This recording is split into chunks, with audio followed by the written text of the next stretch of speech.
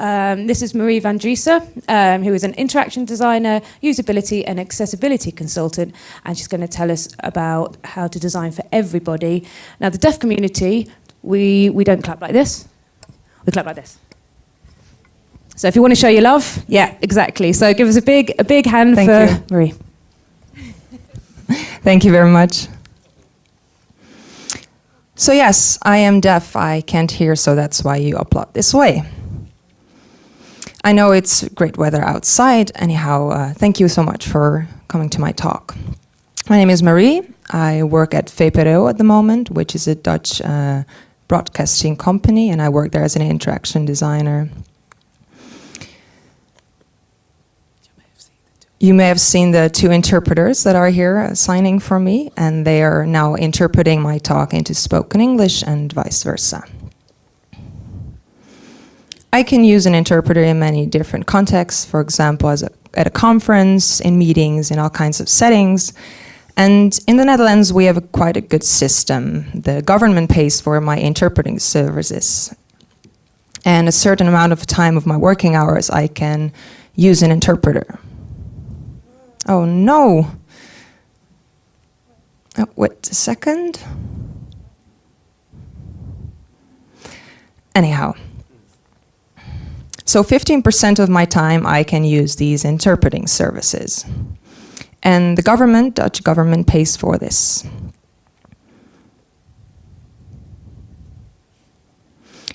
And I have to go through this government body to get hours, so they pay my interpreters when they work for me. And even now, they still send us letters. Unfortunately, when something went wrong with this slide, but they say in the letters, please call us if I don't agree with the amount of hours that they give me. And they deal with deaf people every day. Deaf people deal with this government body every day. So, and still they ask us to phone them. Well, in behind there's this letter that I get, but there it says in a sentence that we should call them. It just doesn't work. Fortunately, they have changed it in the past few, in the time, and we can now contact them through the email and chat as well. What is deafness? Of course, it means that one can't hear, but there's more to it. There are two perspectives to deafness.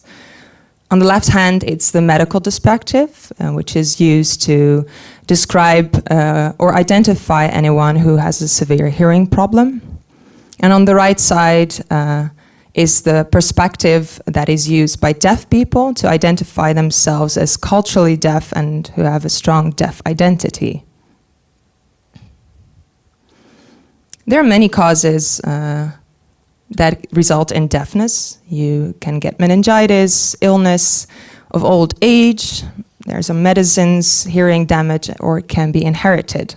And you can be born deaf, just like me. And I'm totally okay with this. This is who I am. I wouldn't want it any other way.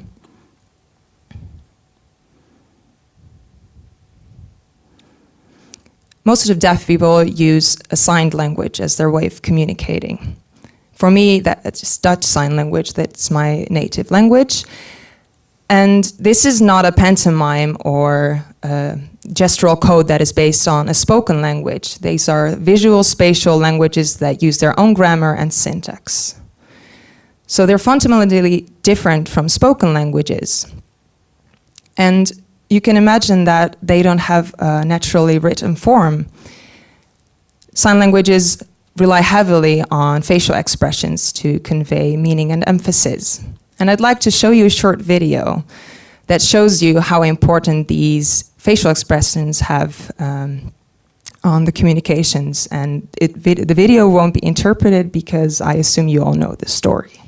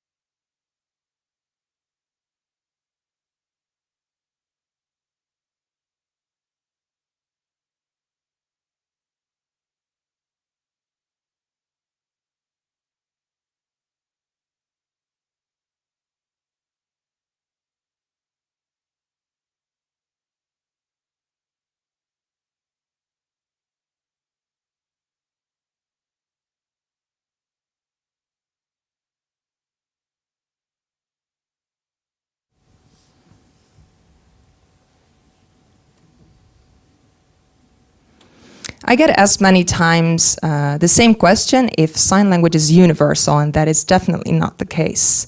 Every country has their own sign language. We even have dialects. For example, we have in the north of the Netherlands, we have a different dialect than in the south. Deaf people learn English, spoken English, as their second language.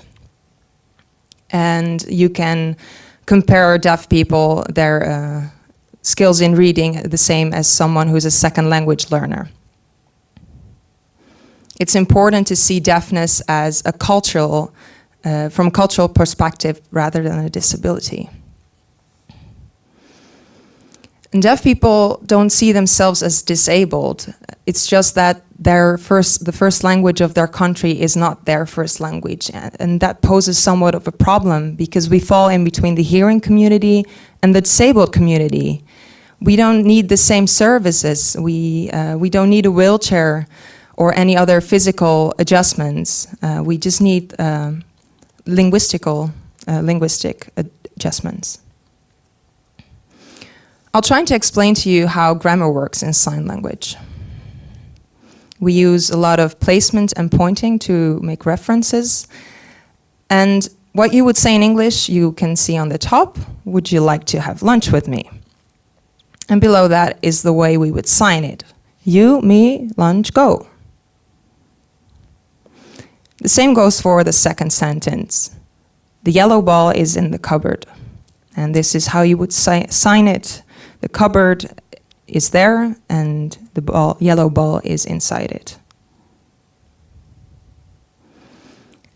And what I want to say with this is that the grammar of sign language isn't a simpler version than the English grammar. It's just that it's different. So the same way the English grammar differs from French or another spoken language. The same goes for grammars in sign languages. The deaf community is small but a quite diverse community, and I try to explain to you how the community looks. The biggest group in the deaf community is the group that has additional disabilities. They can have learning difficulties or cognitive disadvantages. The second group, which is a slightly smaller group, is the group that uses the spoken language of their country as their second language. But something that is important, that these people are very proficient in their sign language, but if you would ask them to write something or read something, that would pose a barrier for them. And then on top is the smallest group of deaf people that is bilingual and that they know the sign language and the spoken language of their country on the same level. But it's a small group.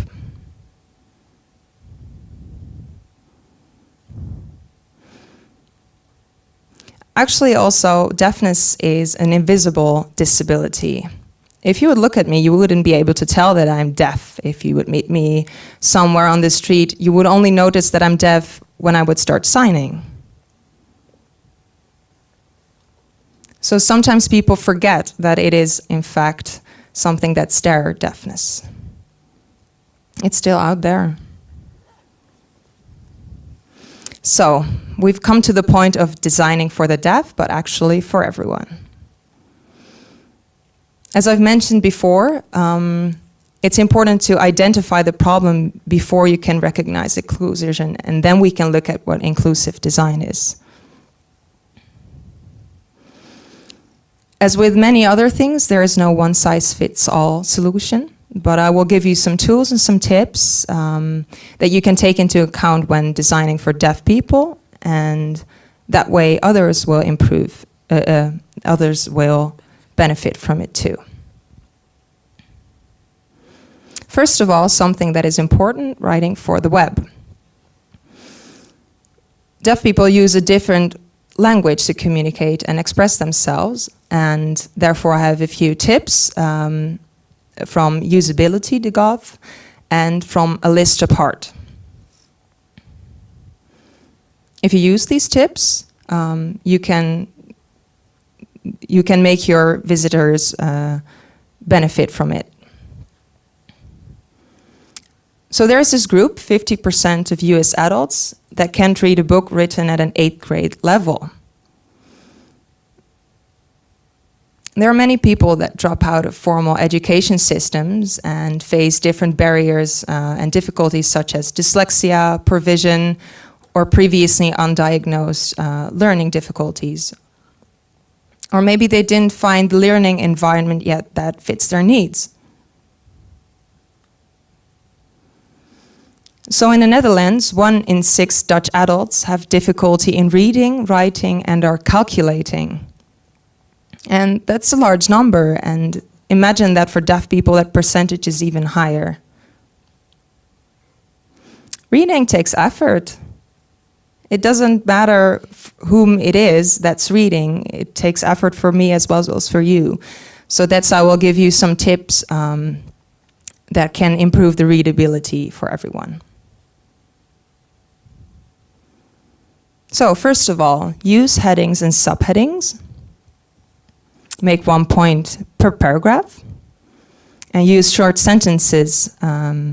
7 to 10 words per line is what I wanted to say, but it's spelled wrong on the slide. So 7 to 10 words per line. And use bulleted lists.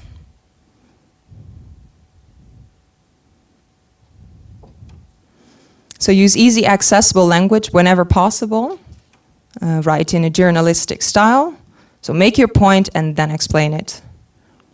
Write also in an active form.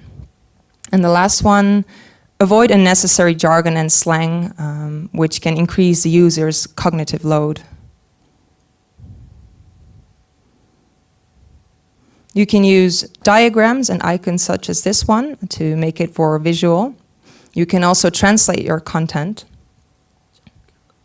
and chunk your content. Use white space and include a glossary for specialized vocabulary and provide definitions in a simpler language. And this last one is quite important when using medical terms or legal terminology.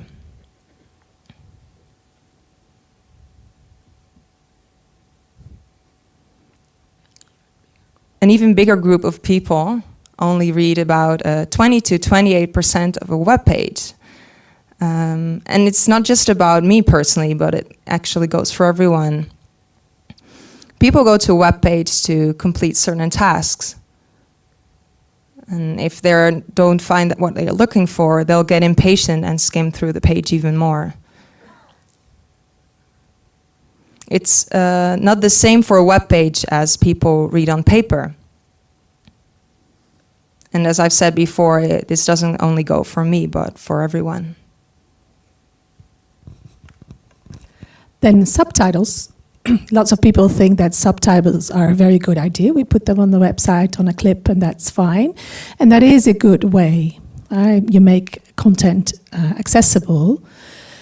For me, as someone who likes to read, I understand them well, perfectly well. But there's language joke, there's wordplay, there's synonyms that are not easily understood by deaf people who also already have issues with reading. As I said, sign languages don't have a written form. So what you do when you provide subtitles is that you give a written translation for people who don't have a written form of their first language. And that can be a problem.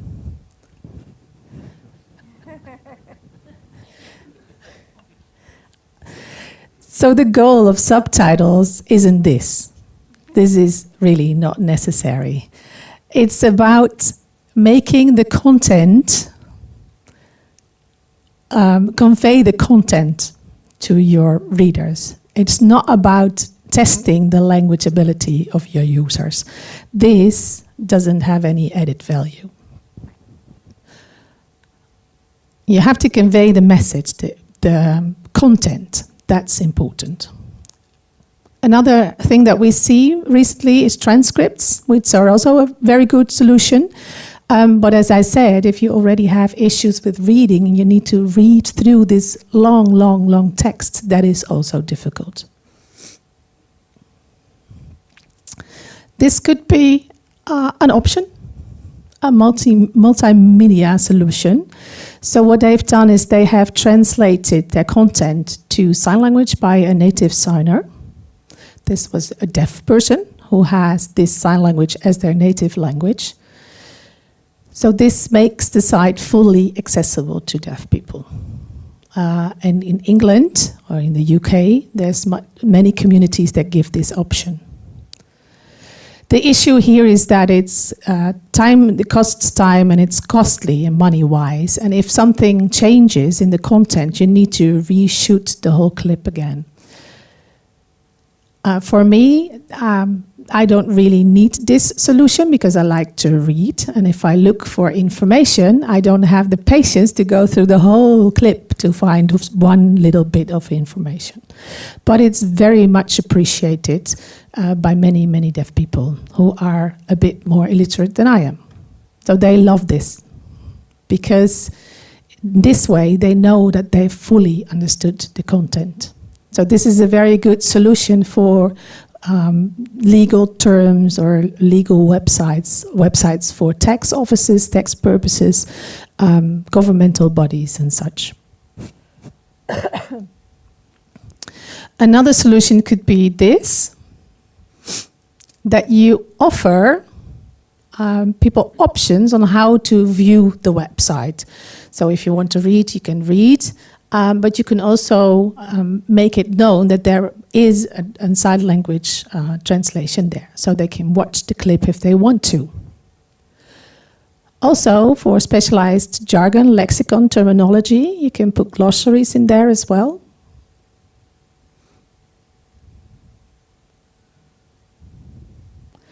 And then this, still, many websites only give a phone number. It's 2019. We have so many more options now. There's email, there's WhatsApp, texting, chat, all kinds of solutions, but still phone numbers only. In the Netherlands, we have the tax office. We can reach them via telephone. So I work and I have to pay taxes, but I can't reach them. Same goes for my doctor. If I want to go to my family doctor, I need to go to an interpreting service, and they will then call the doctor for me, and that is a good solution, but I'd much rather prefer direct communication. Also this one. I like this one because if telephone numbers are mandatory. And this is a funny story because this really happened. This phone number called me during a week about 3 or 4 times a day. I can't do anything with that. I have no options. So yeah, it still happens. Only recently I got calls from numbers that I don't know. So if you have web forms, think about the information that you really need from your users. Give them the opportunity to opt out of some fields. If you don't want to be called, you can also add an explanation why you don't want to be called. That would be good. Also, what we also have a lot of, when you want to report something, you get an email and then that's a do not reply email, right? And the only thing that they offer is a phone number. So if you want to get in touch again, then you have to call them, which doesn't work for me. I have to go through the contact form on the website again and do the whole song and dance again. So emails like this, do not reply emails, please don't do that. I saw a website that had this, which made me very happy. So when you want to ask something, they ask me how I wanted to get into, or how they had to get in touch with me. So you can, choose text, email, telephone, and other things as well. Like the mandatory phone number, I do understand that people want to have it because of the contact, but please add a comment field so that people can explain why they want to be why they don't want to be called.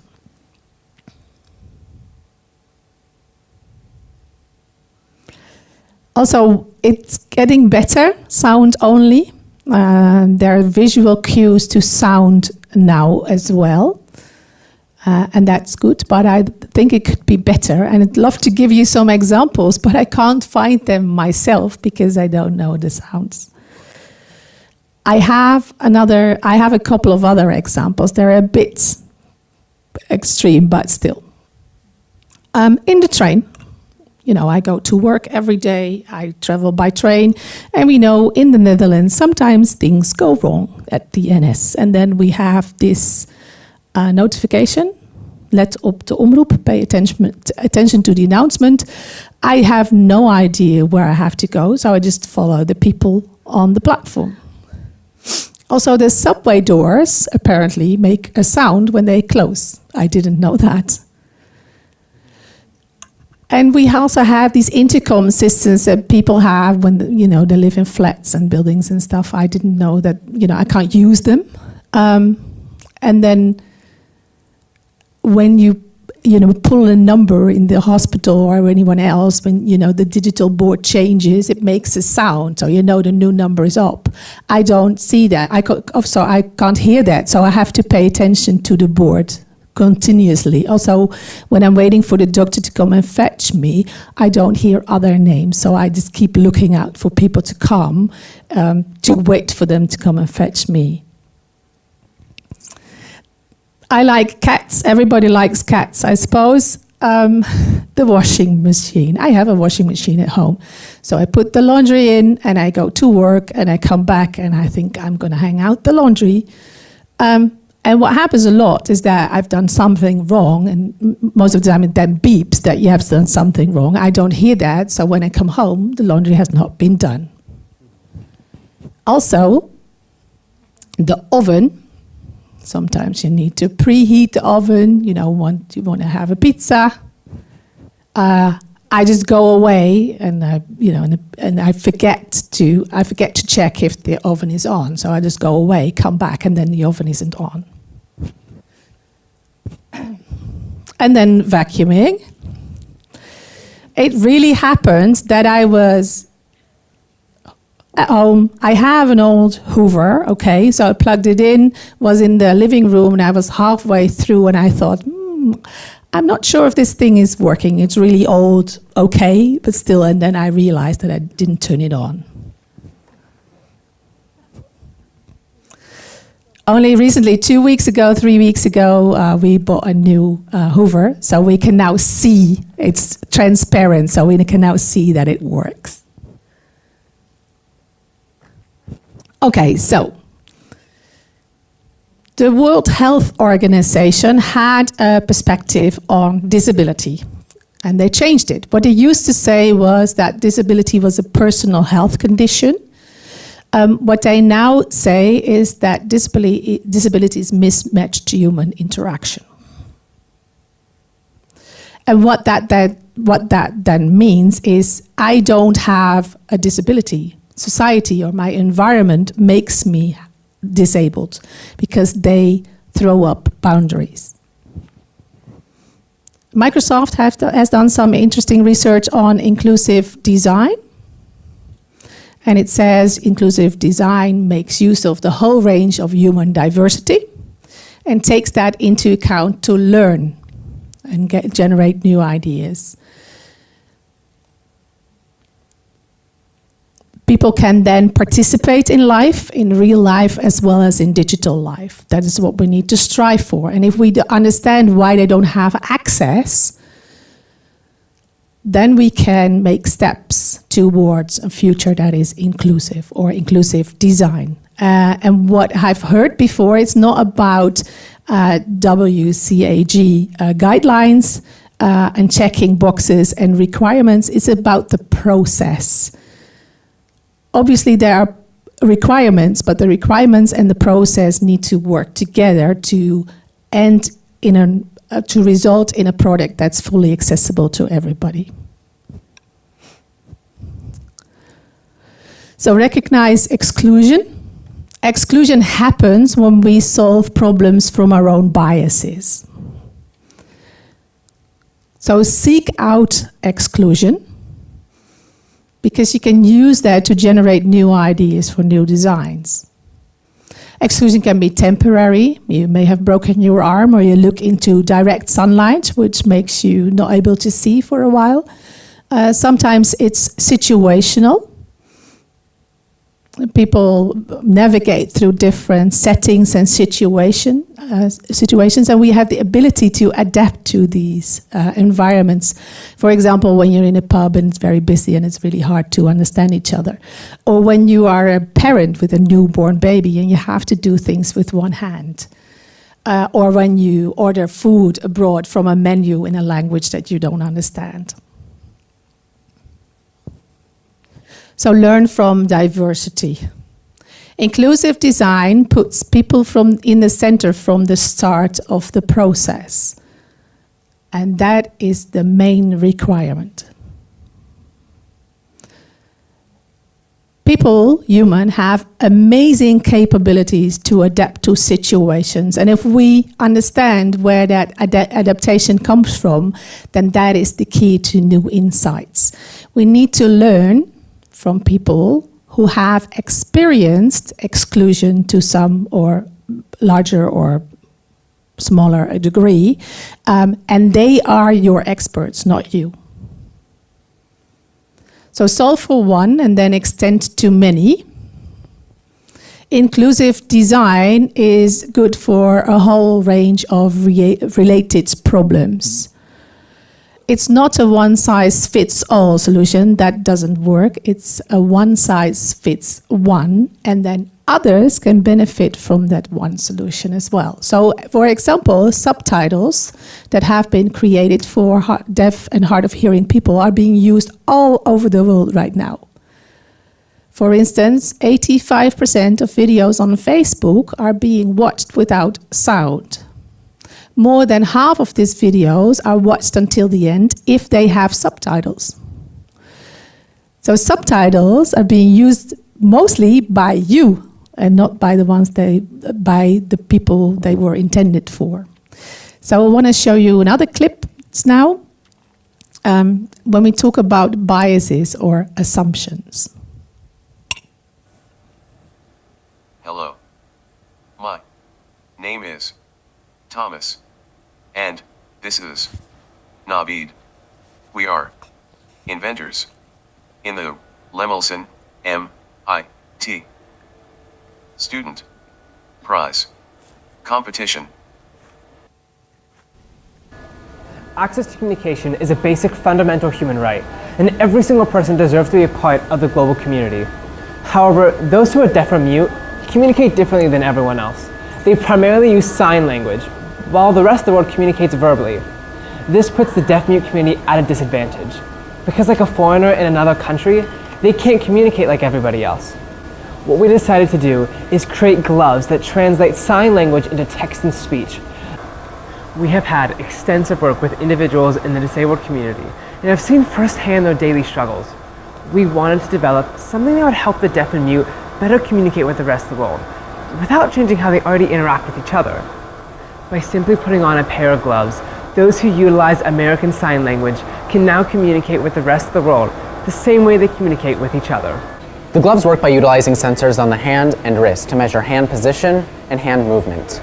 The gloves then send this data to the computer via Bluetooth for processing. Once the computer recognizes and interprets the sign, it then outputs a corresponding word or phrase in text and speech. If you were to say, "Hello, I'm well, thank you," it would look something like this. Hello. I'm well. Thank you. And just like that, we've translated American Sign Language into spoken English instantly. There are approximately 70 million deaf-mute people in the world who use sign language, but over 7 billion humans on the planet. Our device revolutionizes the way these two communities understand and interact with each other. Currently, there is no commercial sign language translator on the market. With this invention, over 70 million people achieve a new level of independence. 70 million people gain access to a new job, and 70 million people secure an improved quality of life, all with the help of a pair of gloves.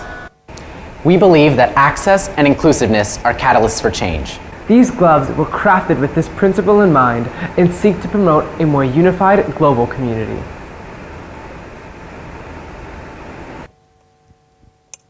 Well, I am not a fan. I have some issues with their specific word choices. So they say deaf and mute people, and they say disability community. And also, it just works one way. So there's just one clip where this guy signs to the girl, and then the girl talks back.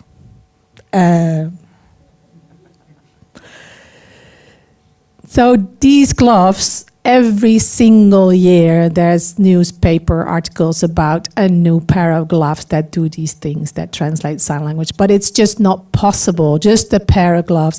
As I've shown you in the other video, you need facial expressions, body language, all these things that compile sign language. So just translating a sign language into a pair of gloves is just not feasible. And they also say, all the deaf people in the world can use this, so they assume that all the deaf people in the world use ASL, American Sign Language, which is also not the case.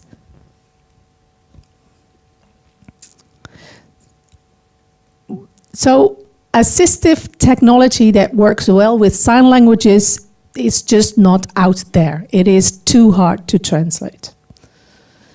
And many designers design and create products and ideas based on their own knowledge, that we use our own framework. And that is good sometimes, but sometimes that can go wrong. So don't be afraid to make faults or mistakes.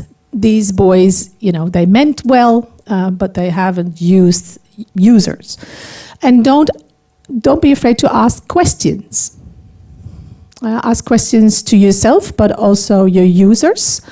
Ask yourself, what impact does this thing that I'm making have? What are my assumptions? What is my bias?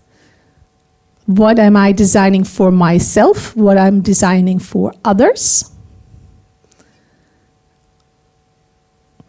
So we as designers, we strive to make designs that improve lives and that have to work better. So the problem is, if we use our own skills as a baseline, it might work well for some, but not for others. So it's important to be aware of your assumptions and your biases. Sometimes there's user involvement. But I'd rather have someone ask me to design something with me together, rather than have me as an informant. Co-design. So sit at a table together and make something together. So if you design for people rather than with people, then that results in exclusion. So I'd like to end my talk with this quote by James Charlton: "Nothing about us without us." Thank you. That's it.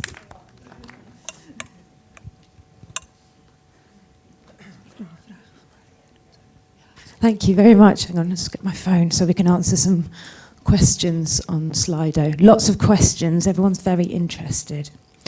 Let's start. What have we got? Sorry, right. This is from Evert. Any tips for the subtitling options in YouTube? No automatic captions, please. They're the worst. Just don't do that. So make them yourself, write them yourself. And, think about what your goal is. Do you want to have subtitles like a summary, or do you want to do closed captions? There are options. I'd like have synchronous translations. So yeah, I have a preference there. Someone is saying major kudos for the interpreters. Big ups to yourselves. Well done. Thank you. Are there text-to-sign language generators like we have text-to-speech software nowadays? Nope. No, it's too hard. Imagine, spoken language have a written form, so it's easier to translate. But sign languages don't have that. They don't have a written version. So there's no way to express body language, facial expressions and all these things. You can't write those down. There is some new technology now. There's Google Transcript of Live Transcribe that can give you some subtitles, but it's still one way. You can't go the other way. So yeah. What else have we got? It's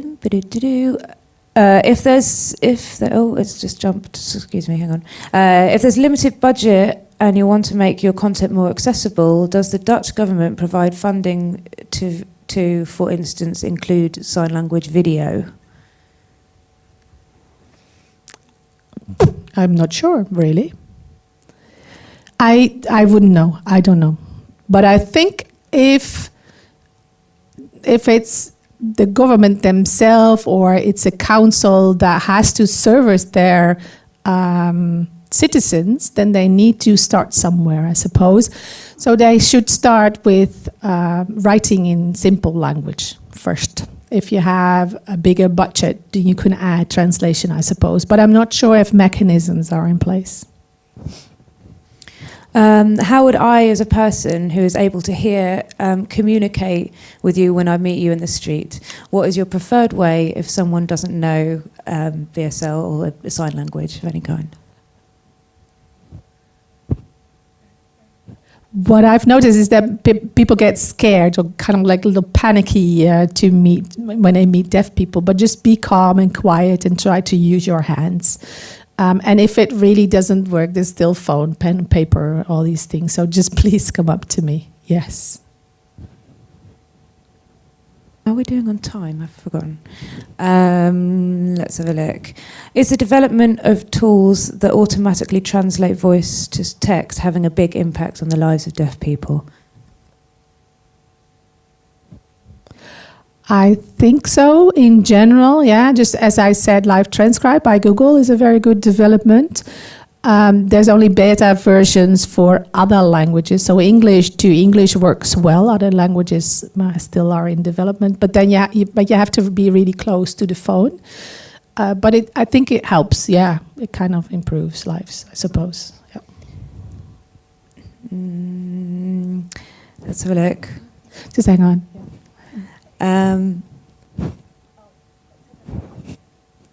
We have 10 minutes, so keep them coming, because I think everyone's really interested in this. What have we got here? How do companies usually react when you'd confront them about their limited contact options, at least if you do, and if you don't, why do you not? I can't be bothered really to do that for every single company that I come across. I'm just like, okay, well, people, arguments might be we don't have deaf visitors, we don't have deaf users or blind users even.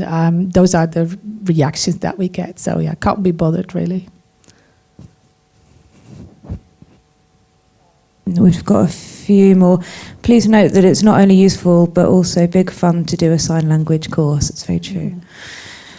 What makes it harder for deaf people? That's true. It is true, yeah. But it's hard. Just to let you know, learning a sign language is hard. What makes it harder for deaf people to read or to learn how to read?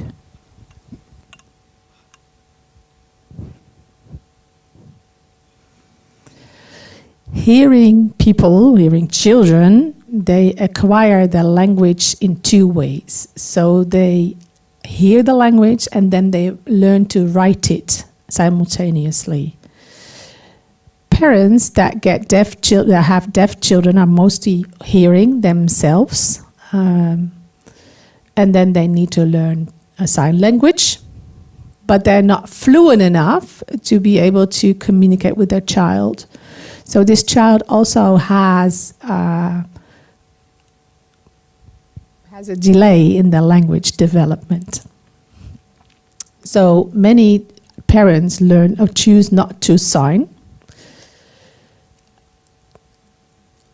And in the schools, we have education, we have reading lessons. So there's a lot of time invested in learning to read. I'm not sure about the method, but I think it would be better if they try to make it a bit more fun for children to learn to read, and that is not the case right now.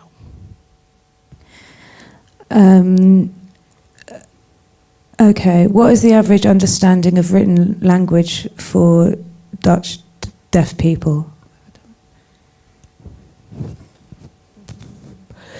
I think B1, I'm not sure, I don't know what that, no, I have no idea really. I'd say B1. There's a European framework of reference, CERF, that has some levels in proficiency, but I'm not sure what it is. But I would say that average reading level for deaf people is the same in most countries all over the world. It might be a bit less in developing countries. It's mostly less, yes. This one is from Anna. How do you feel about subtitles at big conferences added to presentations? Would it be helpful or not really that useful to you? Yes, yes. Please do that, yes. When people talk to you with your interpreter nearby, would you expect them to talk to you on your interpreter? Please talk to me. Yes. They're here to translate, and I do understand that people get a bit awkward about that, but it's me that they're talking to or talking with, yes. The last it's not a question, it's just someone saying, I just want to say thanks, learnt a lot today. Most of us know about developing for blind people. Not many developers think of deaf people. So, yeah. Thank you. I have a... You're very welcome. I have a question myself, actually. Charlie and I when we worked together, I think she mentioned, we had a BSL native speaker who worked in our team. Now, we found it very difficult to resource interpreters who had the technical language abilities. Do you find it's hard to resource your interpreters when it comes to technical language, such as the web? Yes. Yes, that's very hard. You need to invest a lot of time in that. You have to work with the interpreters for a long time, a couple of years as well. So, and it's also dependent on the languages that they speak, the amount of travel that they do. So there's a lot of investment. So I have a very small pool of interpreters that I work with, and if none of them are available, then that is a problem. But yes, it's investing in time. Yes. So it's a niche in the market, guys. So hey, we should all be doing sign language courses and communicating. Become interpreters, all of you. Yes. Thank you. Okay, thanks. I think that's all our questions. Can we have a big hand? A wonderful talk. Thank you so much. Thank you.